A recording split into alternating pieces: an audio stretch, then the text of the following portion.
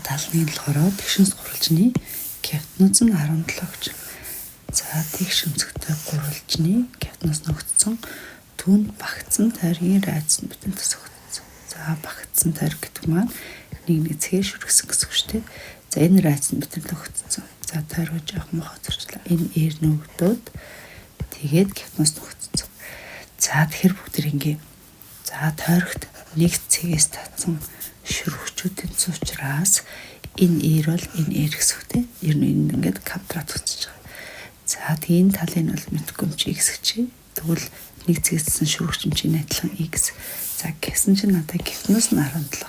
Энэ ингээ 17 чи манай үлдсэн хэсэг нь юу гэсэн чинь 17 сасган x. Тэгэхээр тойрогт нэг цэгсэн шүргчийн цуучраас энэс 17 сасган x. За би гуршны талбайг олох гэдэг тийм. За тэгэхээр эндээс ингээ харсан чинь бүгдээрээ гуршны талбайг олохдоо хагас периметрийг жижигээрээр хурцлж байна. За жижигээр манад өгөгдсөн шүү дээ 3 гээд. Тэгэхээр 3-ыг хурцлах хагас периметр. За хагас периметр гэдэг нь юу вэ гэсэн чинь гуршны 3 талыг нэмээд 2 дугаас нь хэлээд байгаа тийм. За ингээд нэмээд 2 дугаар. Гэтэл манай эндээс AB тал маань хэд вэ гэсэн чинь за эндээс харж бүгдэр. Эр дээр нэмэх нь 17 x. За BC тал маань хэд вэ гэсэн чинь 17. AC тал маань хэд вэ гэсэн чинь эр дээр нэмэх x. Хуваах нь 2. Тэгэхээр надад энэ x-ийг олох шаардлагагүй. X нь хураагдчихна. 17 маань 2 удаа, R маань 2 удаа. Хуваах нь 2. За 2-ыг хаалнаас гаргахаар 17 дээр нэмэх нь R-ыг хуваах нь 2. 2-ууд нь устгахаар 17 дээр нэмэх нь R. Эр надад 3 гэдэг өгсөн чинь ингээд хагас периметр маань 20-д тэнцсэн байна. Тэгэхээр манай гуршны талбай 3-ыг 20 буюу 60-д тэнцэх нэ. За 72 маань болохоор тойрог дээр ABC цэгүүд орших бөгөөд бүгдээрээ PA, PB шүргчүүд татсан. Хэрүү биднэрт PA шүргчийн урт нь 6. Тэгээд тойрогт нэг цэгсэн шүргчүүдийн цуучаас энэ бас 6. Тэгээд ACB өнцөг нь бид нар тэнд 60 градус өгсөн бол тойрогт багтсан өнцөгт тулсан AB номын уртыг олоо гэж. За тэгэхээр бүгд одоо энэ номын уртыг олох юм шүү дээ. За номын уртыг олохын тулд надад энэ ном маань хэдэн градусын төв өнцөгт тулсан юм бэ гэдгийг олох хэрэгтэй тий. За энэ O гэд энэ өнцөг. За тэгсэн чинь эндээс харсан чинь бүгдээрээ энэ ACB маань багтсан өнцөг 60 градус маань энэ ном тулсан. Багтсан өнцөг юм чинь төв өнцөг нь түүнээс 2 дахин их буюу 60-ыг 2-оор дэд манайх энэ маань 120 градус гэсэн.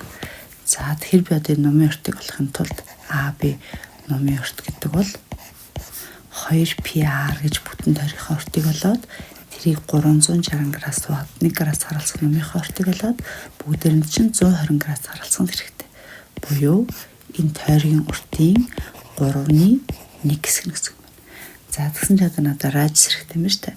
За радиус маань өгдөг байгаа. За радиусаа бүгд яаж ажиллах гэсэн чинь тойргийн төвөөс одоо яг шүрж байгаа зэрэг татлаа перпендикуляр энэ радиусын яг перпендикуляр. Тэгэхээр энэ хоёлаа радиус. Энэ хоёр маань тэнцүү. Тэгээ бүгдээрээ энд ог пит олж.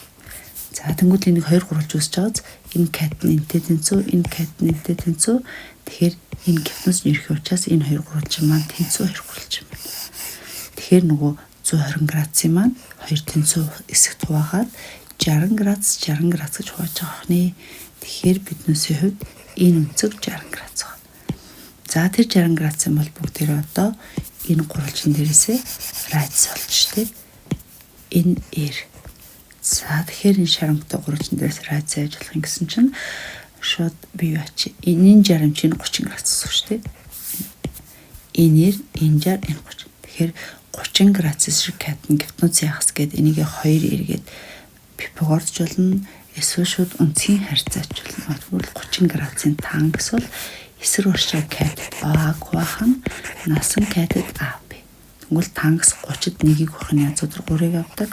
А маань болохоор манай радиус AP-г бүгдээр 6 гэж мэдж байгаа.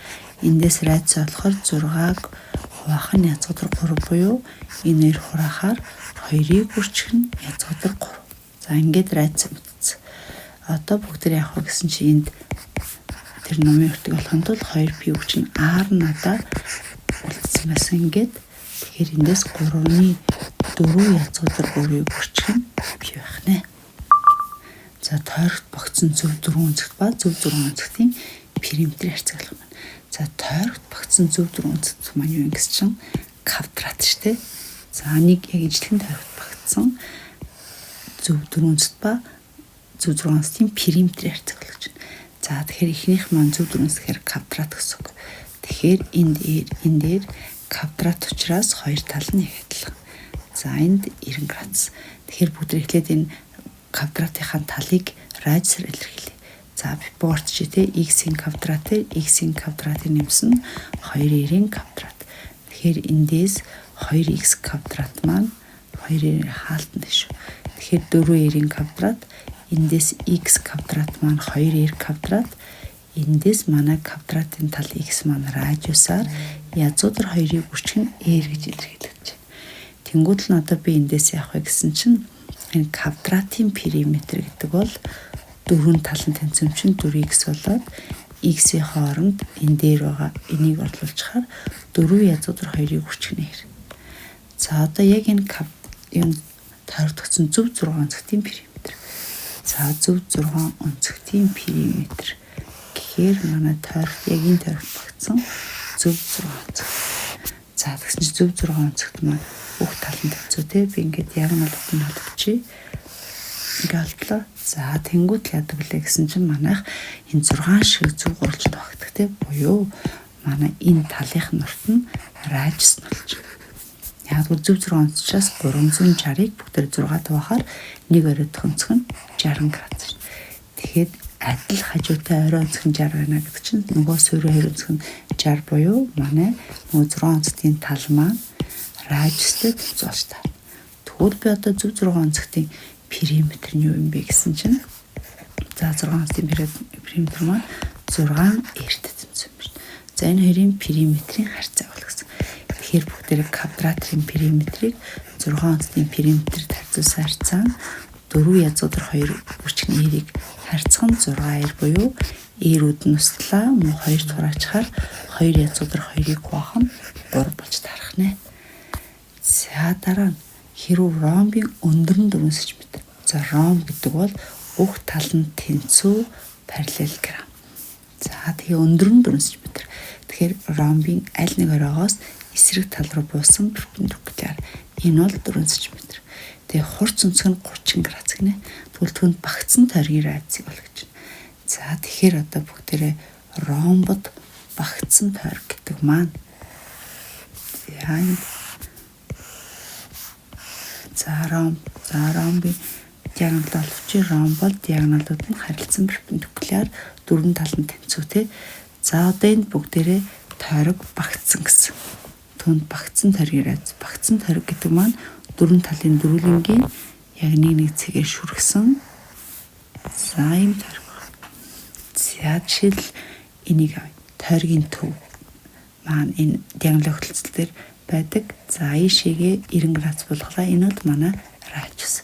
За тэгвэл одоо бүгдээ нөгөө ийшээ болгосон бас өндрийн татчихлаа. Энэ маань бас радиус. Тэгэхээр энэ яаж таарваа гэсэн чинь эсрэг ромбын эсрэг хоёр талууд нь хоорондоо параллел штэ. Тэгээд өөрөлдвөл хоёуланд нь перпендикуляр байна гэдэг бол энэ манай ромбын өндөр гэсэн үгтэй. За тэгэхээр өөрөлдвөл энэ оройгоос ромбын эсрэг тал руу буусан перпендикуляраа параллел юм шиг энэ бас 90 градус штэ тий. Тэгэхээр манай диаметр нь өндөр нь болж таарах юм биш. Тэгэхээр эндээс харуул манай 2r радиус маань өндөр дөрвтөд тэнцвэр юм биш. Тэгэхээр эндээс багтсан тойргийн радиус нь 2 болж таарах нэ. За А цэг төвтэй тойргийн радиус нь 17. Тэгээд AB хөвчийн урт нь 16, энэ 16, радиус нь 17, энэ заас 17. Тэгвэл тойргийн төвөөс хөвч хүртэлх зайг олно гэдэг бол хөвчөд перпендикуляр болгоно. Өөрөвл адилхан дугуйчны араас бууж байгаа өндөр медиан стресс давхцсан тий. Тэгэхээр нэг олно л гэсэн. За тэгэхээр би энэ гурвалжнаа ийш нь харлаа зурчи тойргийн төвөнд байгаа. Энэ манай 2 радиус. Тэгээд AB хөвч маань 16 Тэгэхээр тойргийн төвөөс хөвч хүртэлх зай гэхээр бүгд энийг олох юм шиг. Буюу үндсэндээ энэ гурвалжны өндрийг олох нэ.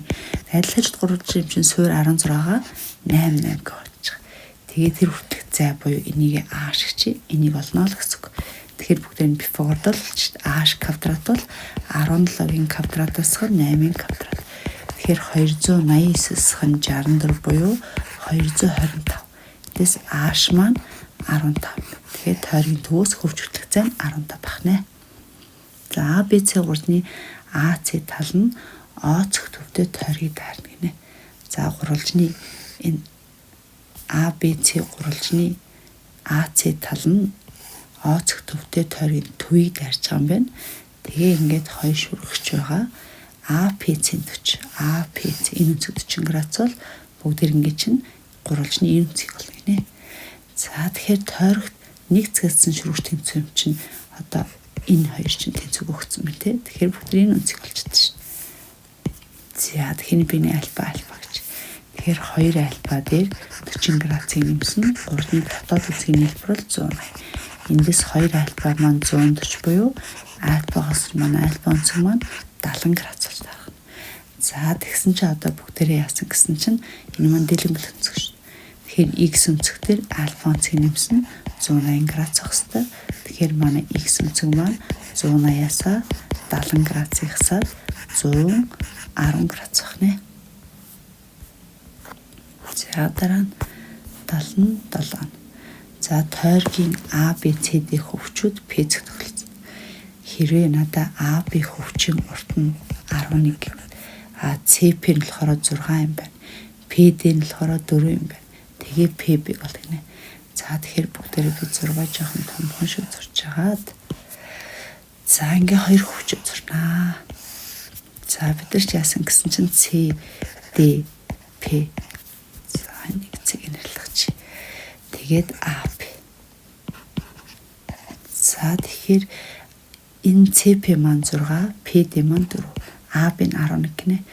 За тэгээ PB-г уртыг олгож. Тэгэхээр би PB-г x чи тэгвэл манайх бүтнээрээ 11 юм чинь AP маань юу болж тарах вэ гэсэн чинь 11-ээс 1 гэсэн юм байна. За энд AP нь урт шүү гэсэн байна.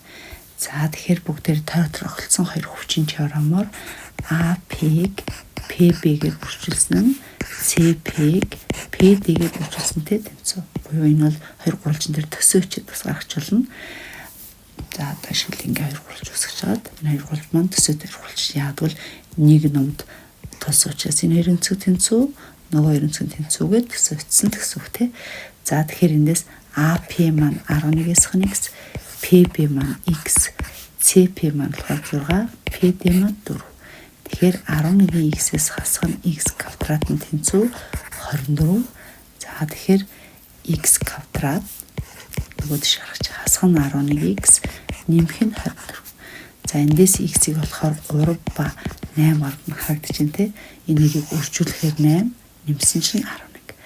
За тэгэхээр x нь энэ маань 3 bijлах юм байна. Эсвэл энэ маань 8 bijлах юм байна. Энэ x-ийг нь өнцөг юм шиг харагдаж x нь энэ тал шүү. За тэгсэн чинь надад болохоор манай AP нь уртан шүү гэсэн. Тэгээ PB хэрвээ богино талын талгаж байгаа. Тэгэхээр хэрвээ энэ 3 байл нөгөөх нь 8, энэ 8 байл энэ 3. Тэгэхээр богины нулаар гэсэн учраас манай PB нь 3 гэсэн хариуг сонгох нэ. За ОЦ төвтэй PB огтлогч тацаг нэ бүгд тойрогт ингээд. За тэгээд тойргийг хараалсан CD-гээр огтлоод ABC 90 градус тэгээд BCCP тэнцүү оёныг тал руу басан юм байна. За тал руу басан байна. Тэгээд надад AD 6. За энэ маань 6 юм байна. DP нь 4 юм байна. Тэгвэл тойргийн радиусыг олоо гэж. За тэгэхээр эхлээд бүгдээрээ огтлогч хүрчийн теорем ашиглаад PD PA-ийн өрчөр маань PC PB-ээр өрчөлтөнд зүтгэхтэй. За тэрийг явуулчих. Тэгэхээр PD-г PA-гаар үржүүлсэн, PC-г PB-гээр үржүүлснээр тэнцүү. За PD маань 4, PA маань 10, PC маань x, PB маань болохоор 2x. Тэгэхээр эндээс 40 тэнцүү 2x квадратлоод x квадрат нь 20-лоод эндээс манай x маань язгуудар 20 юм байна. 20 чинь 4-ийг хүчин 5 учраас 2 язуудар 5. За ингээ x олцсон BP-г мэдсэн. За тэгснэ бүгд энэ тойргийн райцыг олох гэдэг байгаа тийм. За одоо би энийг мэдсэн юм чинь AB-г мэдчихэдний яагаад энэ тэгшин зүтг оруулж учраас. За нөгөө талаас бүгд ингээ холбож. За тэгэхээр тойрогт багцсан 4 өнцгтийн эсрэг өнцгт нөлбөр 180 гэдэг тийм. Тэгэхээр энэ 90 градусын бол манайх энэ 90 градусч таарна. Энэ 90 градус таарна. За тэгвэл би AC-г олвч. Тэгэхээр юу гэсэн тэгшин зүтг гурвалжин тойрогт багтана гэдэг чинь AC-ийн диаметр. Хөрвөл энэ 90 градус чинь энэ 180 буюу манай яг диаметр буюу төвийн тань гэсэн үг тийм. Тэгэхээр эндээс би AC-г олжвол тэгээ манай радиус олдох юм байна. За тэгвэл одоо бүр том гурвалжин дээрс бүгд AB-г олж. AB нь катет учраас AP гипносын квадратаас BP катийн квадратыг асч. AP маань болохоор 10 юм байна. BP нь болохоор 2x. За тэгэхээр энэ 10, энэ 2x. За тэгэхээр эндээс яасан гэсэн чинь 10-ын квадрат 100, хасах нь 2-ын квадрат 4, хүч нь x квадрат. Тэгэхээр би 100-аас хасах нь 4-ийн хүч нь x квадратыг 20 гэдээ олцсон шүү дээ. 20 болоод 100-аас хасах нь 80 гэхээр бас 20 юм биш. Тэгэхээр манай AB маань бас язгуудаар хорлож тарах нэ. За тэгэхээр яасан гэсэн чинь энэ маань адилхан x болж байна шүү дээ. За тэгэхээр адил хажуутай тэгшин дууралж байсан байх шүү. За одоо Пифагордод AC-г олж. Хаана Пифагорд гэж байгаа энд. За удаан жоохон зөвхөн байна. Бүгд ингэ бутчих. Энэ гурвалж нэ. Тэгэхээр нэг сая олсон адилхан x болж байна шүү. Тэгэхээр одоо би эндээс AC-г олно гэдэг бол AC бол AB квадратын нэмэх нь x квадрат. За AB нь яг манай x-тэй адилхан гарч тэ. За квадрат нь 20, x квадрат нь бас 20. Тэгэхээр AC нь 40 юм байна. Тэгэхээр эндээс AC маань язгуудар 40 буюу 40 маань 4-ийн хүч нь 10 чинь 2 язгуудар 3. Гэсэн AC маань манай радиус диаметр шүү дээ. Тэгэхээр эндээс радиус болохоор язгуудар 10 болж тарах нэ. За 79 нь тойргийн гадна орших PC-гээс биднэрт AB диаметр дээр им перпендикуляр байх BP огтлогч татсан юм байна. Тэгээд тэндээсээ PC шүүгч татсан гэж байна. Тэгээд PE огтлогч маань EC-гээр тойргийг огтлсон, диаметрийг AC-гээр огтлсон. Тэгээд биднэрт PC буюу шүргчийн урт өгцсөн юм байна. 3 язгуудар 3. Тэгээд PE нь болохоор 3 юм байна. Ааш нь 1 юм байна. За эдгээр нөгдсөн. Тэгээд тойргийн радиусыг олох нэ. За тэгэхээр би энэ чи 6 дахиад жоохон томруулаад зурч тий. За тэгэхээр эндээс манай тойрог маань энд ингэж нэ. Ето нэг том тойрог зурсан. Энийг шүү тавьчих. За нэг тойрог. За тэгэхээр эндээс PC-гээс бүгдээр яасан гэсэн диаметрт перпендикуляр байдаг гэрчим татсан гэсэн. Энэ 90 градус шүү. Энэ H, энэ P. За тэгэхээр PC-гээс болохоор шүргч татсан. За шүргч нь биднэрт 3 язгуудар 3 урттай. Энэ PE нь болохоор 3 урттай. За тэгээ өшөө энэ зай маань 1 урттай гэсэн л бүгдсэн баг ш. Тэгээд тойргийн төвөө E-тэйгээ холболоо. За энэ бол биднээсийн олох гэж байгаа радиус гэсэн. За тэгэхээр хамгийн эхлээд бүгдээ шүүгч хөтлөгчийн теоремоор за энэ C юм шүү дээ. PC шүргчийн квадрат нь P-ийг P за энэ үсгээд тэмдэглэж. Энэ F гэж байгаа юм шүү дээ. За энэгээр навчнаа. За огттой шүүгчийн теоремоор PC шүүгчийн квадрат нь P-ийг огтлогчийг P-ийг огтлогчоор үржилсэнтэй тэнцв. За орлуулахаас өмнө тойргийн төвөөс хүчит перпендикуляр татахаар хүчийг таллаа. Яг энэ маань бас радиус учраас адил хажуутай гурвны ариос босон өндөр медиан бисектрис давхцсан тий. Тэгээ энийг бүгдээр төр зүр x гэрлэж. За PC маань болохоор 3 язгуудар 3, PE маань болохоор 3, за PF маань болохоор энд 3, энэ маань болохоор 2x. Тэгэхээр PE 3 дээр нэмэх нь 2x. Тэгэхээр 3-ын квадрат 9 язгуудар 3-ын чинь 3 болоод тэнцүү 9 дээр нэмэх нь 6 гэсэн байна. За тэгэхээр 27-оос бүгдээрээ 9-ийг хасаад тэгэхээр 18-6 гэсгээд манай x маань явж 3 юм байна. За одоо бүгд энийг 3 хэмжсэн. За нөгөө талаас энэ бас радиус шин. Тэгэхээр би одоо энэ зэгийг яаж болох гэсэн чинь радиусаас тэр нэгийг хэсэж чинь. Тэгэхээр энэ бол ээрээс нэг. За тэгэхээр одоо бүгд энэ гурвалжин дээр Пифагортой радиус болж байна. Тэгэхээр энэ шар гурвалжин дээр x-ийн квадрат дээр энэ ээрээс нэгийн квадратыг нэмсэн гипотенуз r-ийн квадраттай тэнцүү. За x маань бид нар мэдж байгаа 3-ын квадрат 9 7 төмөөрөө задлчи хасах нь 2r дээр нэмэх нь 1 тэнцүү r квадрат. За r квадратууд нь устчихна. Тэгэхээр 10 тэнцүү хоошоо гаргалаа 2r. R-ийг болохоор 10-ыг 2 дахаар 5 буюу манай тойргийн радиусаа 5 бахнэ. За энэ O цэг төвтэй AB шүргэгч тэгээд OB шулуун тойргийн цэцэг тогтолсон гэж байна. Хэрвээ энэ цэг 60 градус бол бүгдээрээ мөн AOC секторын талбай нь 3.2 p юм байна. Тэгвэл бүгдээр ингэ чинь AOB 3-ны талбай болох гэж байна. За тэгэхээр тойргийн төвөөс шүргэгчд холболоо энэ перпендикуляр. Тэгэхээр энэ цэг тэгэхээр 30 градус юм байна. За надаа энэ бор секторын талбай өгсөн юм шүү дээ. Тэгэхээр бүгдээ секторын талбайг ажилладаг вэ гэсэн чинь PR квадрат гэж дугуйн талбайгаа болоод 360 градус харах 1 градус харалцал байгаа юм. Тэгээд 60 градус орчуулж байна. Өөрөлд манай тойргийн дугуйн талбай нь 6-ны 1 юм байна. Гэтэл манай секторын талбай маань 3.2 p-г өгсөн юм шүү дээ. Энэ маань 6-ны p радиусын квадрат. Тэгэхээр энэ p-нүүд нь хураагдана. За тэгэхээр 6-гаа ишээ үржүүлчихээр 3.2 36 тэнцүү r квадрат болоод энэ өссөн чинь r квадрат нь 4 юм биш. Тэгэхээр манай радиус 2. За радиус нь 2-ыг мэдсэн бүгд шин зорилго нь энэ гурван болох гэдэг. Тэгэхээр энэ гурвалжны энэ талыг болсон юм шиг. Тэгэхээр бүгд яадаг л гэсэн чинь тэгшинс гурвалжны 30 градусын эсрэг урч байгаа катет бол гипотенузынхаа хагас. Тэгэхээр эндээс манай OB маань 2r болж таарч байгаа юм шүү дээ. За тэгээд гурвалжныхаа талбайг олчих. За эсвэл үндсгийн харьцаа бичээд олсон шулна тий. За зарим нь бол ингээл гурвалжны хоёр тал хоорондсон синусгэд олсон шулна. Эсвэл нөгөө тэгшинс гурвалжны талбай олмоор байвал за нэг y хичээл та. Тэгвэл одоо 30 градусын тангас гэдэг бол эсрэг урч байгаа катетыг насан катет гэдэг эндээсээ y олсон шулна тий. За би энэгээр нь олчих. R маань 2 гэдэг өгцсөн y. За пропорцид үржүүлчихвэл y маань 2 язгуудар 3 юм шүү дээ. За одоо бүгдээ ABC гурвалжны талбай болно гэдэг маань AB катетыг AO катетээр үржүүлээд 2 тааж. За AB катет маань болохоор y буюу 2 язгуудар 3, AO нь болохоор радиус буюу 2, тэгээ 2 тааж. Хураахаар манай гурвалжны талбай маань 2 язгуудар 3 болж тарах нэ.